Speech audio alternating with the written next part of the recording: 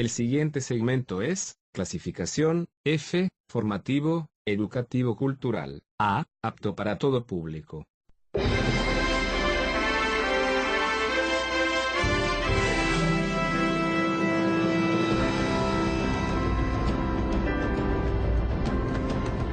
Bienvenidos a Sabiduría para el Corazón.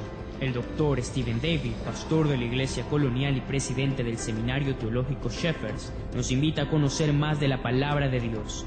Con Biblia en mano, acompáñenos en el estudio de hoy.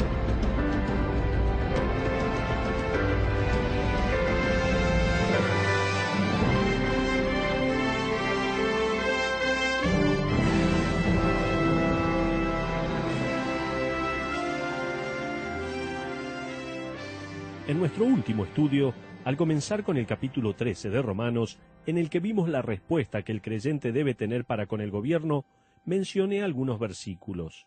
Entre ellos, 1 Timoteo capítulo 2, versículos 1 y 2, en el cual Pablo le dice a Timoteo así: «Exhorto ante todo a que se hagan rogativas, oraciones, peticiones y acciones de gracias por todos los hombres, por los reyes y por todos los que están en eminencia, para que vivamos quieta y reposadamente en toda piedad y honestidad». Hasta ahí la porción de la palabra de Dios. Estoy convencido que nuestro problema no es que no comprendemos este pasaje, sino que no queremos obedecerlo. Desde ya, que no es tan fácil de obedecer, de la misma manera que no es fácil para una mujer que está casada con un incrédulo, tal como exhorta Pedro, que sea ganado sin palabra, como dice Primera de Pedro 3:1. No es fácil. Eso es difícil. Es ir en contra de la lógica. El ganar para Cristo a un marido incrédulo sin ponerle folletos evangelísticos en la vianda o sin ponerle una emisora cristiana en el auto para que cuando viaje escuche un sermón, realmente es difícil. En Romanos capítulo 13, encontramos esta aparente lógica invertida. Y es verdad, vemos el origen de los gobiernos, la obligación del creyente para con el gobierno y también la operación del gobierno. Pablo comienza Romanos 13, del 1 al 4, de la siguiente manera. Sígame allí en la lectura con su Biblia, por favor. Dice la palabra: «Sométase toda persona a las autoridades superiores, porque no hay autoridad sino de parte de Dios, y las que hay, por Dios han sido establecidas. De modo que quien se opone a la autoridad, a lo establecido por Dios resiste, y los que resisten acarrean condenación para sí mismos. Porque los magistrados no están para infundir temor al que hace el bien, sino al malo. ¿Quieres, pues, no temer la autoridad? Haz lo bueno y tendrás alabanza de ella, porque es servidor de Dios para tu bien. Pero si haces lo malo, teme, porque no en vano lleva la espada, pues es servidor de Dios, vengador para castigar al que hace lo malo». Hasta ahí leímos Romanos capítulo 13, versículos 1 al 4. Vamos a ver algunos principios de conducta y relación con el gobierno. Son temas muy, pero muy importantes, y cuanto más en nuestros días. En nuestro último estudio vimos 6 principios de conducta general para creyentes en su relación con el gobierno. Al comenzar nuestro estudio de hoy, permítame reiterar 4 de estos principios. El número 1, siempre le estoy animando a que tome nota. Número 1, ¿está preparado o preparada? Vamos adelante. El creyente debe obedecer cada ordenanza del gobierno, siempre y cuando no se requiera abandonar su conciencia, su adoración a Dios o su obediencia a las Escrituras. ¿Se lo vuelvo a repetir? Con mucho gusto. El creyente debe obedecer cada ordenanza del gobierno, siempre y cuando no se requiera abandonar su conciencia, su adoración a Dios o su obediencia a las Escrituras. Usted entonces dirá: pero un creyente en esa cultura decadente del Imperio Romano seguro que tenía todo el derecho del mundo de violar las leyes del Estado. Seguramente el creyente, que pasó a ser parte de una nueva raza y un nuevo reino, podía abandonar la ciudad del hombre y rehusarse a obedecerle y hasta participar en esa cultura. Tal vez usted diga eso. La Biblia dice exactamente lo opuesto. Más adelante, en Romanos 13, Pablo va a decirle claramente al creyente que debe pagar los impuestos, proveer honor cuando éste se requiera y seguir las costumbres del país, siempre y cuando el hacerlo no demande violar los mandatos de Dios. Daniel es un ejemplo clásico de esto. Él fue llevado cautivo a una tierra diferente y se le requirió inmediatamente que comiera la comida de los reyes y bebiera el vino de los reyes. Como la comida del rey incluía la carne de animales inmundos, prohibidos por Dios en la dieta judía, y el vino del rey se ofrecía en libación a distintas deidades, Daniel pidió permiso para comer vegetales y beber agua. Mientras tanto, a todo esto, a Daniel le cambiaron el nombre. Él pasó de ser Daniel a ser Belsasar.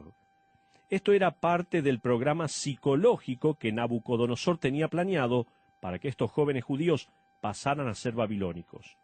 Uno de estos planes era eliminar el recordatorio constante de las verdades teológicas en sus nombres y reemplazarlos por un nombre pagano. Daniel significa Dios es mi juez, mientras que Belsasar significa príncipe de Baal. Cada vez que alguien llamaba o pronunciaba el nombre de Daniel, él recordaba que Dios era su juez. Ahora, cada vez que alguien lo llamaba, la referencia estaba hacia Baal. ¿Se da cuenta? Daniel nunca rechazó ese nombre. ¿Por qué? Ninguna de las leyes de Dios se había violado. Nosotros, la Iglesia, obedecemos las ordenanzas de la ciudad, por más caras y frustrantes que sean. Eso es así. El segundo principio es el siguiente. No es necesario un gobierno moral para que la Iglesia cumpla su misión. No es necesario un gobierno moral para que la Iglesia cumpla su misión. Si ese fuera el caso, los apóstoles hubieran instruido a la Iglesia a que le dé importancia a algún tipo de bloque devoto cristiano que mantenga parámetros cristianos en la sociedad y en los magistrados, para que de esa manera la Iglesia fuera exitosa. Sin embargo, encontramos todo lo opuesto. Esto no ocurrió. Erwin Lutzer escribió lo siguiente y estoy de acuerdo con él. Él dice así: nuestra nación necesita un antídoto que sea mucho más radical de lo que es la política y que jamás podría ser. Nuestra llamada guerra cultural en realidad es una guerra espiritual. Nuestros problemas no son fundamentalmente el aborto, la televisión y los valores homosexuales. La raíz de nuestro deterioro espiritual es primero y principal. Es totalmente espiritual. Tenemos que atacar la raíz de este árbol corrupto. Nuestro mayor desafío es teológico, no es ni político ni cultural. Estas son las expresiones de Erwin Lutzer. En tercer lugar, el tercer principio es: la misión de la Iglesia no es la reforma moral, sino la transformación espiritual. ¿Escuchó? La misión de la Iglesia no es la reforma moral, sino la transformación espiritual. Voy a decir algo que puede que le suene raro, pero el hecho que en los últimos años de activismo eclesiástico hemos olvidado la misión del creyente y de la Iglesia es el siguiente. No es el rol de la Iglesia el evitar que la sociedad se sumerja en la maldad. No es eso.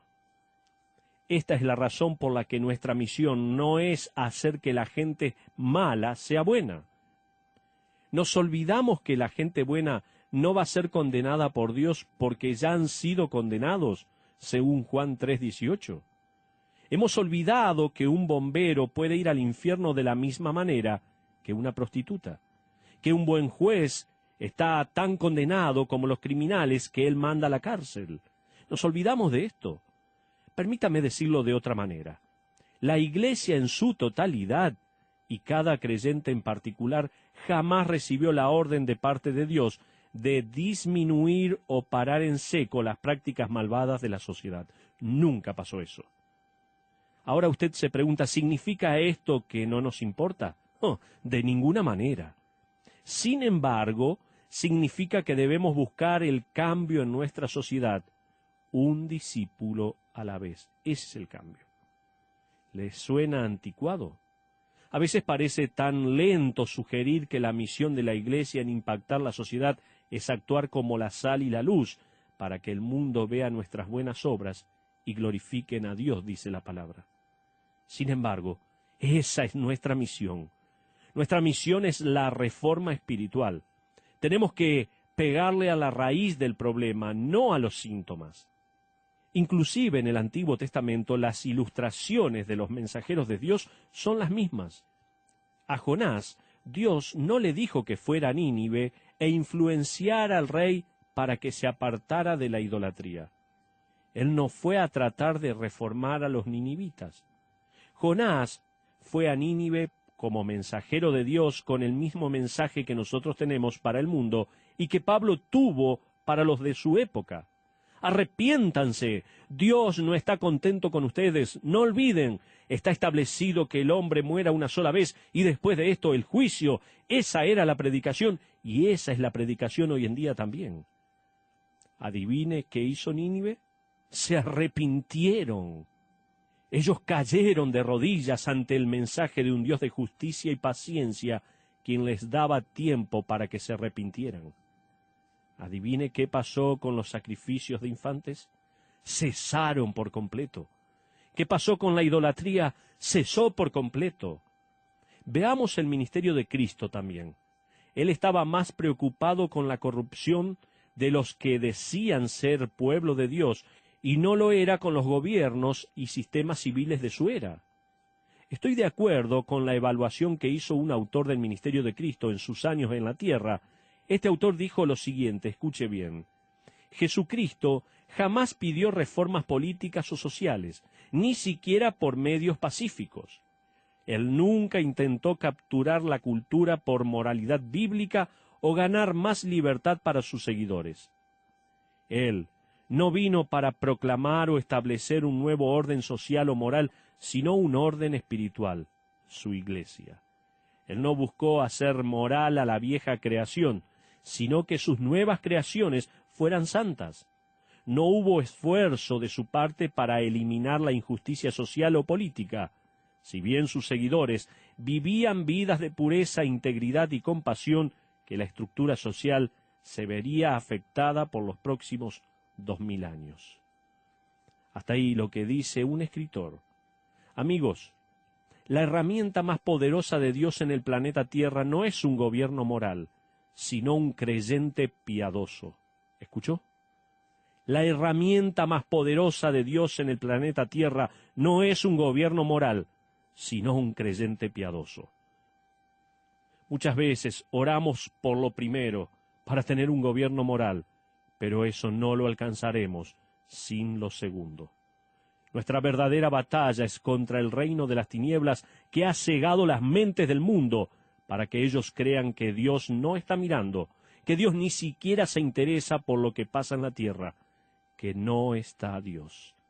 Esa es la razón por la cual nuestra verdadera batalla es espiritual y las armas de nuestra milicia no son carnales, sino poderosas en Dios para la destrucción de fortalezas, como dice 2 Corintios 10:4. Erwin Lutzer ilustra estas verdades de la siguiente manera. Nosotros podemos discutir con nuestra cultura diciendo que la moral cristiana es mejor. Podemos tratar de limpiar nuestra cultura legislando o haciendo boicots o lo que más llame la atención. Pero nuestros esfuerzos serán como tratar de secar el piso mientras el grifo está abierto. ¿Por qué? Porque sería tratar de convencer a los ciudadanos de la tierra que vivan como si fueran ciudadanos del cielo. Hasta ahí lo que dice Erwin Lutzer. Esta no es la primera vez en la historia de la humanidad que la Iglesia ha tenido la responsabilidad de representar a los creyentes cuando la sociedad ha abandonado a Dios. Cuando esto sucedió, el ministerio floreció como nunca antes. Todo esto sucedió cuando la Iglesia se dio cuenta que no era un agente de confrontación, sino un agente de reforma espiritual. El ajustarse a otros creyentes para recuperar terreno perdido en el ámbito político solo ha causado que el testimonio de Cristo sufriera y que la Iglesia se debilitara. Hay muchas personas que, con buenas intenciones, predican que debemos recuperar el país para Cristo.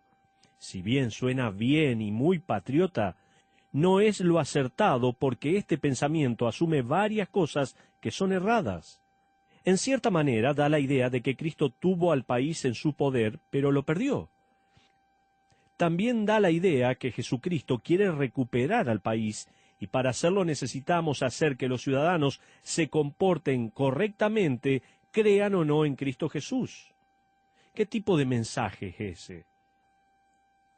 Si usted estudia las predicaciones y la teología de Jesucristo, jamás verá que quiso que sus discípulos recuperaran naciones, sino que fueran a todas las naciones y predicaran el Evangelio a países y reinos perecederos, cuyas fronteras y existencias ya han sido preestablecidos por un Dios soberano. Nuestra misión no es salvar al país, sino a los ciudadanos. Número 4. Nuestro mandamiento en la tierra no es el de salvar nuestra nación, sino traer a individuos de todas las naciones a la salvación por fe por medio de Jesucristo. Lo repito, nuestro mandato en la tierra no es el de salvar nuestra nación, sino traer a individuos de todas las naciones a la salvación por medio de fe en Cristo Jesús. Nuestra labor es la de proclamar el Evangelio. Este va a cambiar vidas, países, pueblos, porque es poder de Dios para salvación a todo aquel que cree. El cambiar el Evangelio por un activismo político que parece querer que el gobierno sea el aliado de la Iglesia o que adopte las normas cristianas, es como decir que el Evangelio no es lo suficientemente poderoso o lo suficientemente bueno. Más importante aún, esto haría que dejemos de lado nuestra misión y finalmente distorsionaría el Evangelio. Esto es el equivalente espiritual a un cirujano que abandona su profesión para dedicarse a maquillar artistas, gastando su tiempo en hacer que las personas se vean mejor en vez de salvar sus vidas. La misión de la Iglesia no es lograr que la nación cambie, si bien ese es el resultado y beneficio de creyentes viviendo una vida fiel y de pureza y santidad. Pero la misión del cristianismo es juntar al Padre con quienes buscan adorarle en espíritu y verdad. ¿Sabe qué implica esto? Esto quiere decir que la legislación en cuanto al derecho de los homosexuales no es nuestra misión. El destino eterno de esas personas sí lo es. El éxito o fracaso de una legislación en cuanto al aborto no es tan significante como las almas que algunas mujeres han enterrado con la culpa de haber matado a un bebé que aún no había nacido. La cuestión, y lo más importante, es que la sociedad nos escuche y nos vea como la voz que explica quién es Dios y cómo se puede tener una relación personal con Él. Eso es lo más importante. Lo que las cortes decidan en cuanto a la eutanasia o la evolución, lo que se enseña en las escuelas del Estado y lo que se permitirá en los laboratorios privados no es tan crítico como el destino eterno de los seres humanos. Lutzer dijo lo siguiente en sintonía con lo que estamos diciendo. Tenemos un mensaje que solo nosotros podemos proclamar. Debe de hacerse escuchar por sobre toda postura política. Tenemos una agenda inspirada por Dios. Es más importante que tratar de salvar al país en sí de la degradación moral. Se trata de aferrarse a la cruz de Cristo y levantarla en alto para que Dios extienda la mano y busque salvar a una sociedad perdida.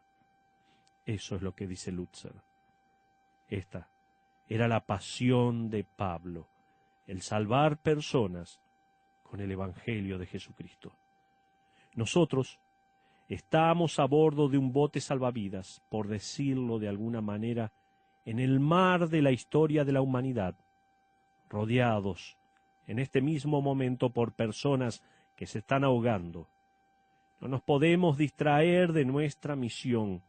Como iglesia o como individuos, no le arrojamos libros de natación a las masas que están luchando por sus vidas.